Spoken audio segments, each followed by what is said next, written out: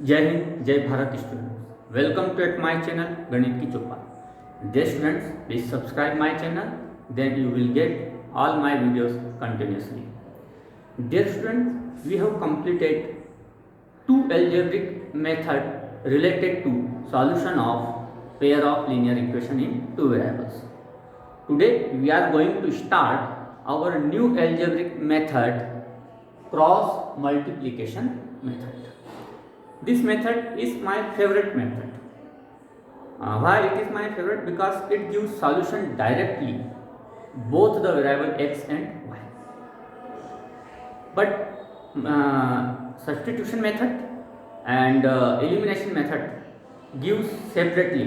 First we will find out only one solution of one variable, and after then using the one variable we will get a solution of another variable.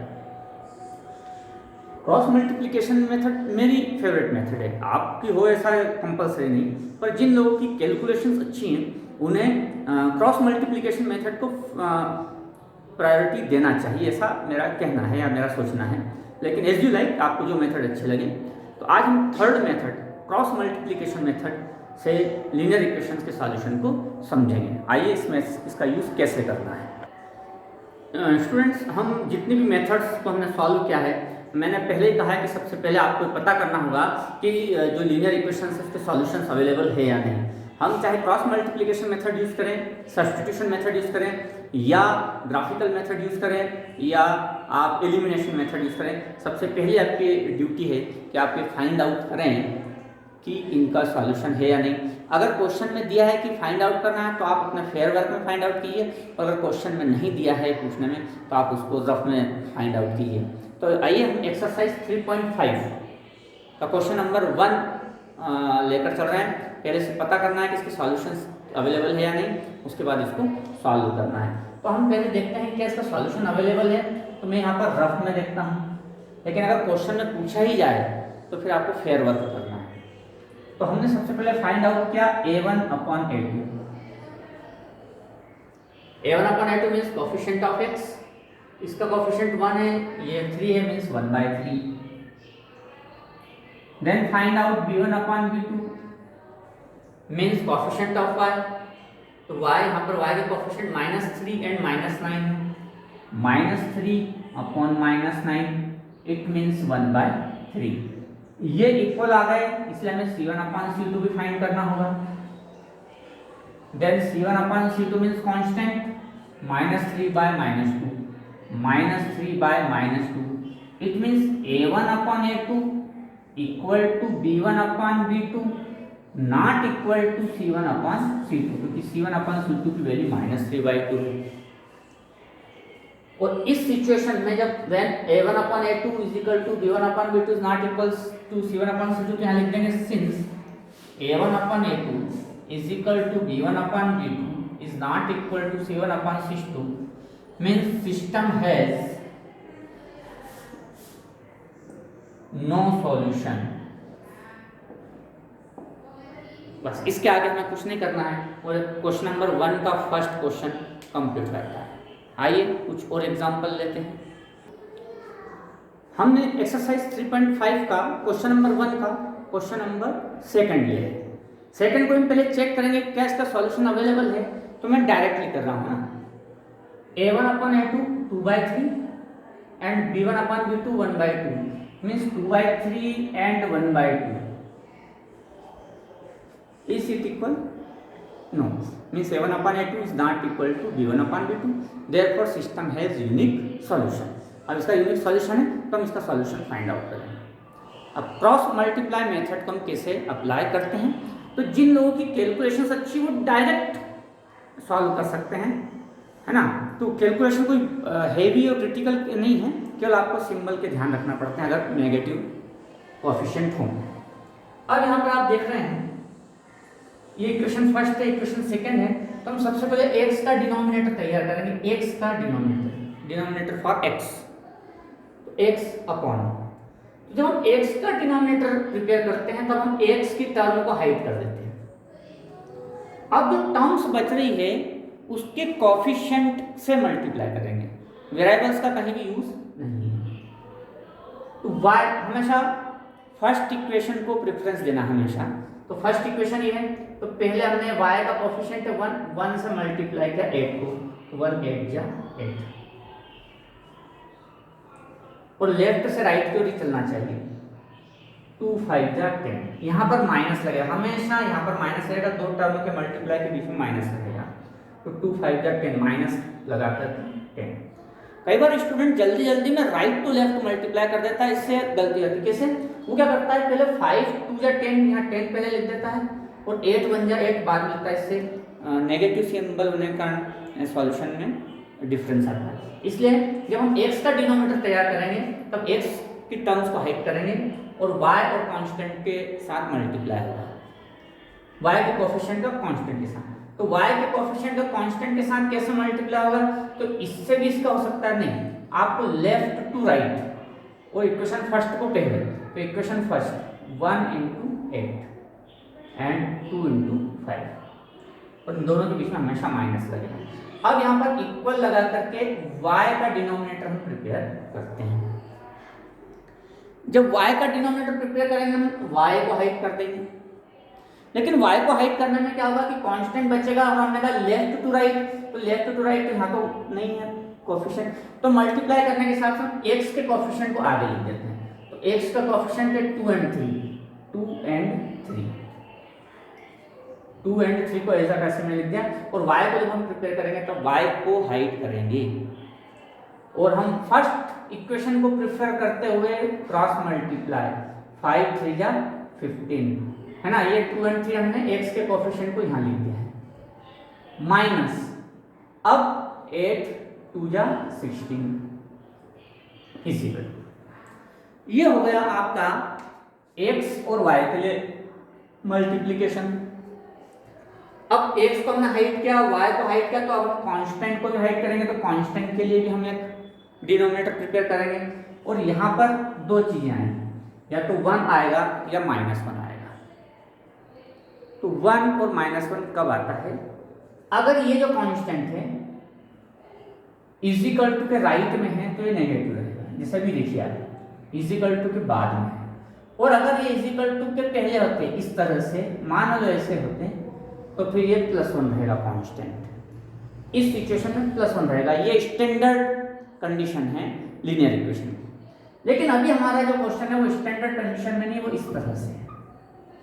तो constant अगर is equal to के right side हो, तब जो constant के साथ 1 लेंगे, इसको माइनस के साथ लिखेंगे। यहां पर अक्सर स्टूडेंट गलती करता है। अब इसका कांस्टेंट के लिए जब डिनोमिनेटर प्रिपेयर करेंगे तो हम हाइड करेंगे कांस्टेंट को।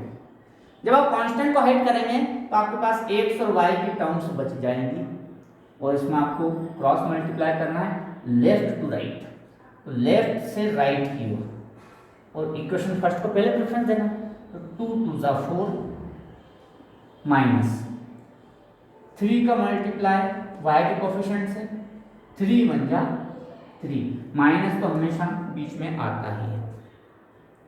इस तरह से हमारे डिनोमिनेटर प्रिपेयर हो गए। थोड़ा सॉल्व कर लें। x upon 8 minus 10 means -2, y upon 15 minus 16 means -1, -1 upon 4 minus 3 means 1। अब आप देखेंगे x की टर्म इक्वल है y की टर्म के, और ये दोनों इक्वल है कांस्टेंट के, मीन्स तीनों आपस में इक्वल है। तो मैं दो टर्म्स को आपस में ले सकता हूँ, इसमें मैं कांस्टेंट को हमेशा साथ में रखूंगा। पहले मैंने x अपॉन -2 के साथ में कांस्टेंट को रखा, एंड y अपॉन -1 के साथ कांस्टेंट को रखा, क्रॉस मल्टीप्लाई किया, x का x अपॉन, तो -2 का -1 से, तो x is equal to 2, and y is equal to -1 into -1, y is equal to 1। और ये मेथड इसलिए मुझे बहुत अच्छी लगती है, जब भी मुझे अगर मौका मिलता है तो मैं क्रॉस मल्टीप्लिकेशन से ही सॉल्व करने की कोशिश करता हूँ। क्यों? क्योंकि ये x और y के सॉल्यूशन एक साथ देती है, और कम स्पेस में, कम टाइम में ये सॉल्यूशन देती है। बस आपकी कैलकुलेशन बढ़िया होना चाहिए। अब चेक भी कर सकते हैं कि हमारा सॉल्यूशन सही है। x की वैल्यू 2 है, y की वैल्यू 1 है, तो x की value 2 means 2 into 2 plus y की वैल्यू 1, 2 2 जा 4 प्लस 1 5 आ गया, सही है। यहाँ भी चेक कर सकते हैं, x की value 2 means 3 into 2 plus 2y, 2 into y की वैल्यू 1, 3 2 जा 6 प्लस 2 इंटू 2 6 प्लस 2 8, ये 8 आ गया। ऐसे आप चेक भी कर सकते हैं कि क्या हमारा सॉल्यूशन सही है। तो क्रॉस मल्टीप्लिकेशन मेथड से आप कम समय में और बहुत अच्छी से x और y दोनों की वैल्यूज ला सकते हैं, बस आपकी कैलकुलेशन सही होना चाहिए। आइए हम एक क्वेश्चन और करते हैं। सबसे पहले आप चेक कर लीजिए इस क्वेश्चन को। क्वेश्चन नंबर फर्स्ट का फोर्थ क्वेश्चन है, एक्सरसाइज 3.5, a1/a2 b1/b2 से कि क्या इसका यूनिक सॉल्यूशन है या नहीं। तो मैंने चेक कर लिया है तो इसका यूनिक सॉल्यूशन अवेलेबल है, तो हम आगे बढ़ते हैं। अब आपको वही सबसे पहले x के लिए डिनोमिनेटर प्रिपेयर करना है, तो x अपॉन, जब x के लिए डिनोमिनेटर प्रिपेयर करेंगे तो हम x को हाइड कर लेंगे। अब कई बार क्या होता है कि या तो आप डायरेक्ट मल्टीप्लाई कर लें, कैलकुलेशन बहुत अच्छी हो, -3 का -15 से, तो यहाँ सिंबल का ध्यान रखना, मैंने पहले कहा था कि कोफिशिएंट के जो साइन है उसके साथ ही, अगर नेगेटिव है तो नेगेटिव के साथ ही मल्टीप्लाई करना है। तो आप देखेंगे -3 का -15 से, -3 का मल्टीप्लाई -15 से तो पॉजिटिव 45। और अगर आप डायरेक्ट मल्टीप्लाई नहीं कर सकते तो आप यहाँ लिख लें ब्रैकेट में -3 इंटू -15, ये नेगेटिव सिंबल तो आएगा ही आएगा। अब -3 का कांस्टेंट के साथ तो -3 इंटू -7 तो हो जाएगा +21। ये आपका x के लिए डिनोमिनेटर प्रिपेयर हो गया। अब हम बात करेंगे y के लिए डिनोमिनेटर प्रिपेयर करने की। तो जब हम y के लिए डिनोमिनेटर प्रिपेयर करेंगे तो हम y को हाइड करेंगे और हम लेफ्ट टू राइट मल्टीप्लाई करते हैं, कांस्टेंट का मल्टीप्लाई आगे करेंगे। तो यहाँ पर 0 तो दूसरे कांस्टेंट है, ये कांस्टेंट हमको लेना है, तो इसका मल्टीप्लाई होगा x के कोएफिशिएंट से। तो यहाँ x का कोएफिशिएंट है 1, यहाँ लिख लेता हूँ, और यहाँ पे x का कोएफिशिएंट है 3, तो उसको यहाँ लिख दिया ताकि मल्टीप्लाई करने में दिक्कत ना हो। इसको लिख लिया, फिर हटाना है। -7 का मल्टीप्लाई 3 से, तो -7 इंटू 3 मीन्स -21, और ये माइनस यहाँ पर आएगा ही आएगा। एंड -15 का मल्टीप्लाई 1 से तो ये आएगा -15, तो ये -15 मल्टीप्लाई के साथ ही कोएफिशिएंट में आया है, ये माइनस हमेशा लगता है, इज इक्वल। अब हम कांस्टेंट के लिए प्रिपेयर करेंगे। तो कांस्टेंट के लिए प्रिपेयर करते वक्त यहाँ पर 1 आएगा या -1, तो हमने पहले कहा था कि अगर स्टैंडर्ड फॉर्म में हो, लीनियर इक्वेशन के स्टैंडर्ड फॉर्म में, means constant is equal to के पहले ही लिखे गए हैं, तो फिर ये +1 आएगा, मींस यहाँ पर 1 लिखना है। और अगर ये कांस्टेंट जो है आपके इज इक्वल टू के उधर लिखे होते तो फिर हम -1 आता है। अरे कांस्टेंट के लिए हम सॉल्व करेंगे तो ये हाइड हो जाएगा, तो आपके साथ में ये वाली टर्म्स बचेंगी, x और y वाली, तो इसको हाइड किया तो बस ये बच गई। x का कोएफिशिएंट 1 है, 1 का मल्टीप्लाई 3 से, -3 से, 1 का मल्टीप्लाई -3 से, देन वी गेट -3, और ये माइनस आना ही आना है।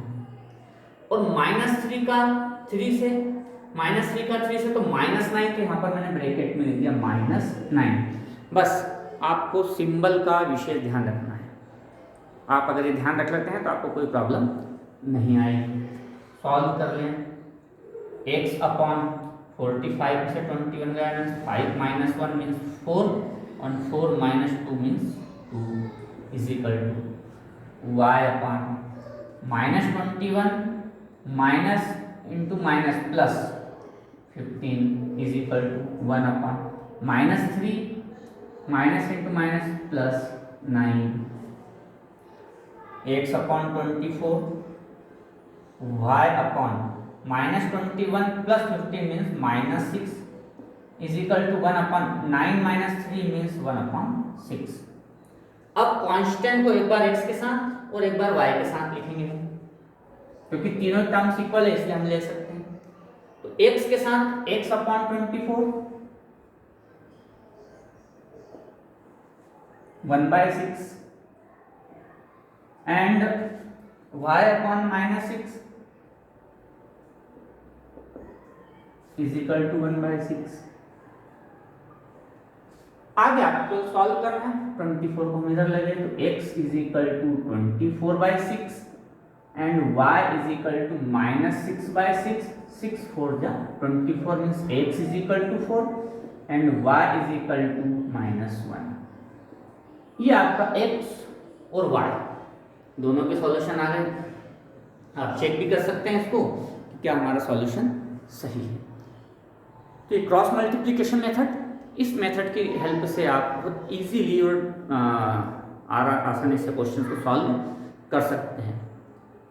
अब कई बार स्टूडेंट्स पूछते हैं कि सर हमें कौन सी मेथड से एग्जाम में सॉल्व करना चाहिए। तो कई बार क्वेश्चन की डिज़ाइन के हिसाब से भी बहुत कुछ हेल्प मिलती है। जैसे आपने किसी इक्वेशन को फॉर्म किया और x is equal to 3y - 7 ऐसा पूछा गया तो सब्स्टिट्यूशन मेथड लगाना बहुत आसान होता है। कई बार कोफिशिएंट सेम है x के और साइन भी अपोजिट है तो वहाँ पे एलिमिनेशन मेथड बहुत अच्छी होती है। अब ऐसी सिचुएशन ना बने कि कोफिशिएंट भी सेम नहीं है, साइन भी अपोजिट नहीं है, तो वहाँ पे क्रॉस मल्टीप्लिकेशन मेथड से सॉल्व करना बहुत बड़े अच्छा रहता है, आसानी से रहती है। तो कई बार क्वेश्चन की डिज़ाइन पर भी डिपेंड करता है। और दूसरी बात यह है कि आपकी जिस मेथड पर अच्छा कॉन्फिडेंस है, अच्छा वर्किंग है, अच्छी प्रिपरेशन है, आप उससे सॉल्व कर सकते हैं। लेकिन अगर एग्ज़ाम में मेथड का नाम दिया गया है तो फिर आपको उसी मेथड से सॉल्व करना आपके मजबूरी है, आप बाउंडेड हो गए, आपको उससे सॉल्व करना होगा। तो ये हमारी 4 मेथड, ग्राफिकल मेथड होगी और 3 algebraic method, substitution method, elimination method और क्रॉस मल्टीप्लिकेशन मेथड हो जाए।